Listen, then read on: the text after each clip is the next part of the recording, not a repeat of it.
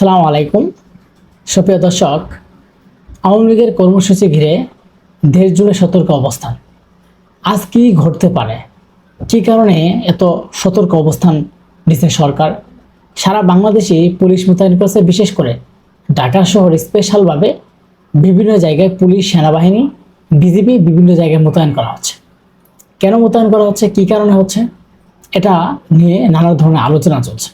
বিশেষ করে আওয়ামী লীগের প্রতিষ্ঠাবার্ষিকী উপলক্ষে যেন তারা একসাথে জড়িত হতে না পারে, তারা যেন মিটিং মিছিল করতে না পারে, এর জন্য বাংলাদেশের যে বর্তমান সরকার, সেই সরকারের পক্ষ থেকে তাদের ছত্রভঙ্গ করে দেওয়ার জন্য এবং সতর্ক অবস্থান নিয়েছে পুলিশ, সেনাবাহিনী। আজকে কিছু কিছু কথা মনে হয়ে যায় আওয়ামী লীগের আমলের, যে আওয়ামী লীগের শেখ হাসিনা যখন তিনি প্রধানমন্ত্রী হিসেবে থাকতো এবং সে সময় আওয়ামী লীগের নেতাকর্মীরা অনেক ধরনের বক্তব্য দিত, অনেক ধরনের আলোচনা করতো, যে বিএনপির সাহস নাই, বিএনপির বুকে সাহস নাই এবং তার আন্দোলন করতে চায় না, এবং আওয়ামী লীগ হলে এতদিন সে সব কিছু শেষ করে ফেলতো। মানে সে সময় বিএনপিকে নিয়ে হাসি তামাশা মস্করা যত ধরনের কথা তারা বলেছে। বিশেষ করে আওয়ামী লীগের সাধারণ সম্পাদক ওবায়দুল কাদের, তিনি বলেছেন যে দরকার হলে আমরা মির্জা ফখরুল সাহেবের বাড়িতে গিয়ে বলাবো, একটু জায়গা দিবেন। তিনি এমনভাবে কথাটা বলেছেন যে তিনি আসলে পালাবেন না। আজকে দেখেন, আজকে সেই আওয়ামী লীগের অবস্থানকে বাংলাদেশের মানুষ সবাই জানতো যে আওয়ামী লীগ যেভাবে জোরপূর্বকভাবে ক্ষমতায় আছে, এই আওয়ামী লীগ একদিন শেষ হয়ে যাবে, কিন্তু সেদিন এমনভাবে শেষ হবে যেটা কখনো মানুষ কল্পনা করে নাই। হয়তো সেই জিনিসটা মানুষের কাছে আগেই প্রকাশ হয়েছে, হয়তো সবাই ভাবছিল যে 40-41 সালের মধ্যে এরকম ঘটনা ঘটতে পারে, সেটা 24 গণঅভ্যুত্থানের মাধ্যমেই সেই শেখ হাসিনা চলে গেছে।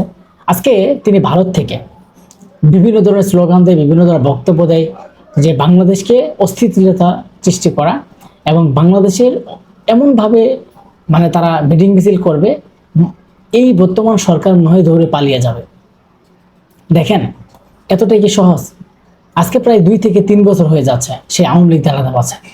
যে আওয়ামী লীগ 17টি বছর ক্ষমতায় ছিল, এত শক্তিশালী, এত পাওয়ার দেখাতো, যে তাদের এত পাওয়ার, তাদের নেতাকর্মী শেখ হাসিনা থেকে শুরু করে সবারই এত পাওয়ারফুল ছিল, আজকে তাদের পাওয়ারফুল চলে গেছে।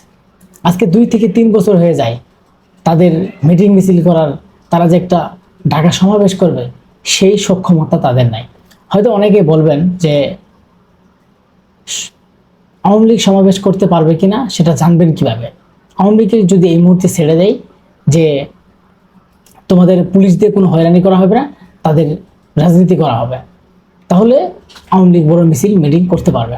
কিন্তু দেখেন, আরেকটা কথা আমি বলতে চাই, বিএনপিকে সমাবেশের জন্য মাঠ দেওয়া হয়নি।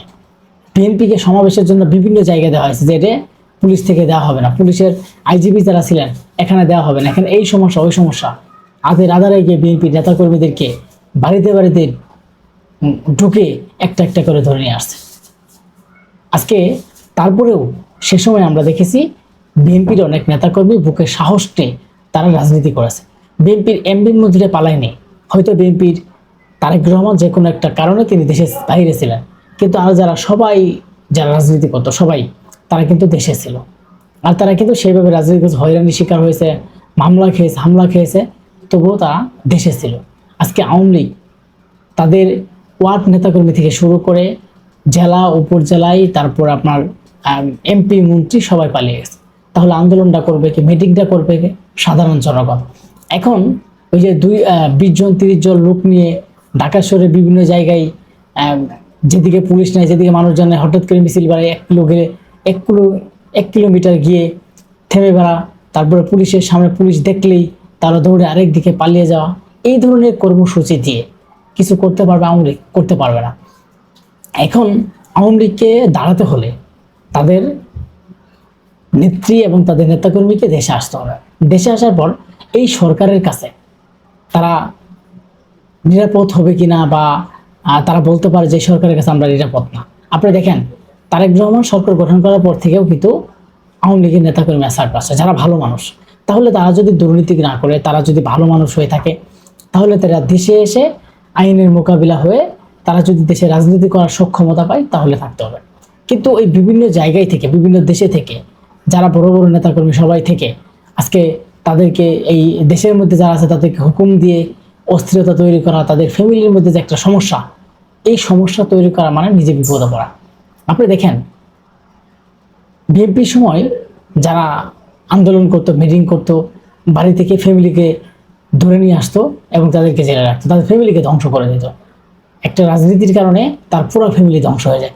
আজকে আওয়ামী লীগের যারা নেতাকর্মী বড় বড় সবাই যখন দেশের বাইরে পালিয়েছে, আজকে সাধারণ যারা কয়েকজন নেতাকর্মী আছে গোপনে বা তারা আছে, আজকে তারা মাঠে যেভাবে নামছে যে মানে কর্মসূচি দিয়ে দেশ জুড়ে একটা অস্থিরতা তৈরি করা, কিন্তু সরকার ছেড়ে দিচ্ছে, যে সরকার কিছু বলছে না, যে কারণে তাদের আরো একটু সাহস বেড়ে গেছে। এই কারণে তারা একটু আন্দোলন মিটিং মিছিল করার চিন্তা করছে। কিন্তু এইটুকু মিটিং মিছিল দিয়ে কি হবে? হয়তো একটু রাস্তায় গেলে তারা পিছন থেকে দৌড়াদৌড়ি করে, কিন্তু তারপরেও সরকার সতর্ক অবস্থান নিয়েছে, কারণ বলা যায় না কখন কি হবে, হয়তো একটা দুর্ঘটনা হয়ে গেল, যে কারণে আজকে সরকার এত বড় একটা অবস্থান নিয়েছে।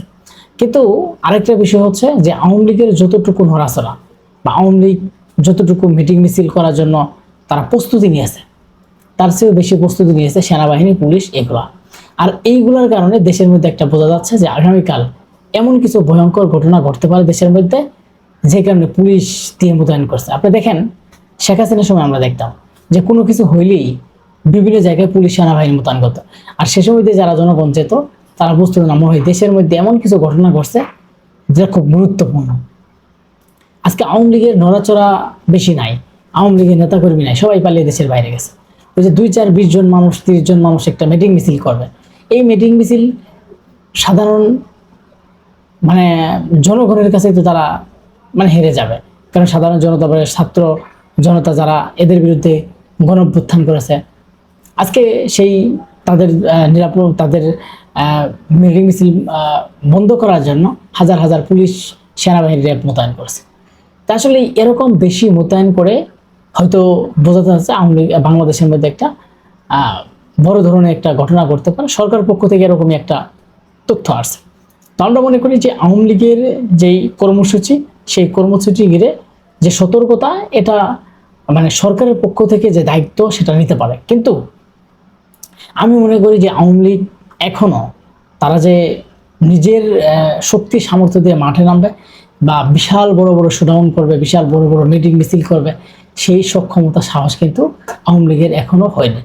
কেননা তারা ভাবছে যে হালকা একটু সরকার ছেড়ে দিচ্ছে এবং আওয়ামী লীগের অনেক নেতাকে জামিন হচ্ছে, এখন হয়তো অনেকেই সেই সাহস নিয়ে তারা মাঠে যেতে পারে, কিন্তু এটা কিন্তু ভুল ধারণা।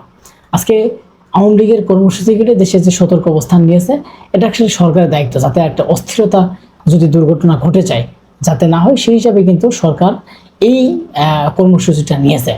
কিন্তু বাস্তবতা হচ্ছে যে আওয়ামী লীগ যে মিটিং মিছিল করবে, সেই সক্ষমতা, শক্তি, সাহস আওয়ামী লীগের এখনো পর্যন্ত হয়নি, হয়তো হবে ভবিষ্যতে। সবাই ভালো থাকবেন।